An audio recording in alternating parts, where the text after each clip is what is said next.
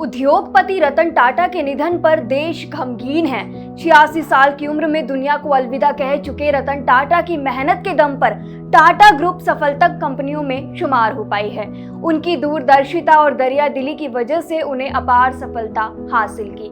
हमने अक्सर सुना है कि टाटा कंपनियां ऐसी है जो बाकी सबसे अलग है, उनके बिजनेस करने का तरीका सबसे अलग है, लेकिन वजह इसकी बहुत ही कम लोग जानते हैं कि क्या ऐसी चीजें हैं जो टाटा ग्रुप को बाकी बिजनेस घरानों से एकदम अलग करती है। इसके राज से आज हम पर्दा उठाएंगे, जिसका रतन टाटा की एक चिट्ठी में छुपा हुआ है। दरअसल 1991 में जब जेआरडी ने रतन टाटा को अपना उत्तराधिकारी चुना, रतन टाटा ने पूर्ण कार्यभार संभालने के बाद टाटा ग्रुप को बुलंदियों तक पहुंचाने का खाका तैयार कर लिया था।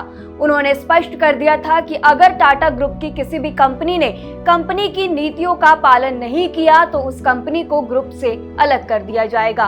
किताब में ही दावा किया गया है कि टाटा ग्रुप की एक कंपनी फिल्मों में जाना चाहती थी, लेकिन ये जानते हुए कि फिल्मों में नैतिकता की कोई जगह नहीं होती है, टाटा ने उस कंपनी को ग्रुप से अलग कर दिया। इस किताब में एक बेहद दिलचस्प वाक्य है। एक बार टाटा ग्रुप की एक कंपनी के एमडी ने कहा था कि इस बिजनेस में बिना भ्रष्टाचार के काम नहीं चल सकता, लेकिन रतन इससे सहमत नहीं थे। लेकिन 6 महीने बाद उसी शख्स ने यह बताया कि उसने टाटा के बताए तरीके पर चलकर अपना मुनाफा बढ़ा लिया है।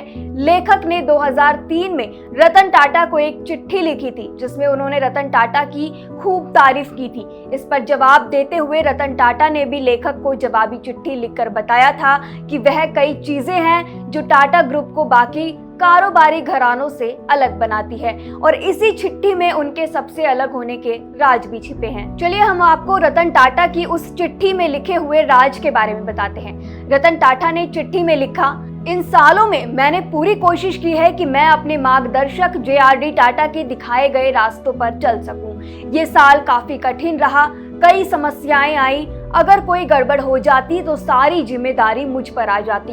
मैंने मानव स्वभाव, हिपोक्रेसी, सच्ची दोस्ती और सबसे बढ़कर मूल्यों और अखंडता के बारे में बहुत कुछ सीखा है।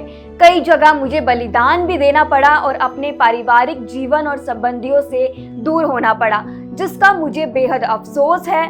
लेकिन मैं सोचता हूं कि अगर मुझे इस समुदाय को एक अच्छा और उपभोक्ता हितैषी संगठन बनाने में सफलता मिले तो मुझे इस बलिदान का मूल्य मिल जाएगा। रतन टाटा जिस सादगी से जीते थे वो तो पूरी दुनिया जानती है, और जिस सादगी के साथ रतन टाटा ने अपनी बात कह गई वो भी काबिले तारीफ है। टाटा समूह के चेयरमैन रतन टाटा भले ही अब इस दुनिया में नहीं हैं, लेकिन उनकी गाथा हमेशा हमेशा के लिए अमर हो गई है।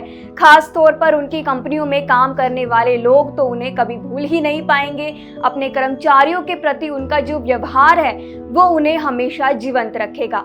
एक बार तो वह अपने कर्मचारियों के हितों के लिए बहुत बड़े गैंगस्टर तक से भिड़ गए थे। ये खुलासा उन्होंने खुद पिछले साल मीडिया से बातचीत के दौरान किया था, जिसमें उन्होंने कहा था कि जमशेदपुर में एक गैंगस्टर ने उन्हें हड़काने और प्रभाव में लेने की खूब कोशिश की थी, लेकिन वह भी डटे रहे। ये वाक्य उस समय का है जब रतन टाटा ने जमशेदपुर में काम शुरू ही किया था। वहां पहुंचने के 15 दिन के अंदर ही ऐसी स्थिति बन गई कि उन्हें इस गैंगस्टर से टकराना पड़ा। दरअसल गैंगस्टर को इस बात की खबर थी कि कंपनी के यूनियन के पास बहुत पैसा है, इसलिए वह हर हाल में यूनियन पर कब्जा करना चाहते थे।